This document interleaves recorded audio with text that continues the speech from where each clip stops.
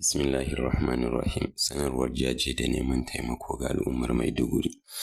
Inna lillahi wa inna ilaihi raji'un. Zauren haɗin kan malaman Kano da ƙungiyoyin Musulunci yana mai taya al'ummar musulmi jajen ibtila'i na ambaliyar ruwa wanda ya shafi garin Maiduguri, babban birnin jihar Borno, da kuma wasu sassa na jihar da jihohin Yobe da Adamawa. Babu shakka wannan babban bala'i ne wanda yake buƙatar addu'a da kuma tallafin gaggawa.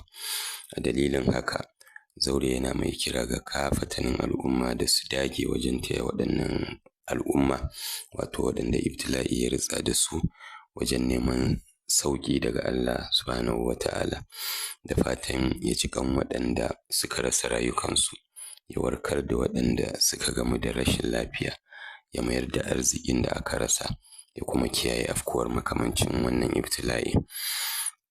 Bayan haka, zaure yana buƙatar al'umma ta tashi tsaye wajen bayar da gudunmawar kuɗi, abinci, sutura, kayan yara, kayan amfanin mata, da dukkan wani nau'i na buƙatun yau da kullum.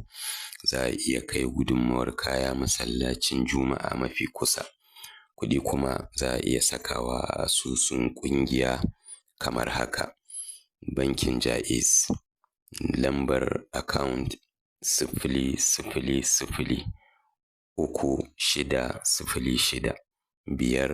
0036065773. Sannan sunan asusun Nusai'd Humanitarian Initiative. Da fatan Allah ya bada ikon taimakawa. Sanarwa daga Dr. Said Ahmad Dukawa, sakataren zaure.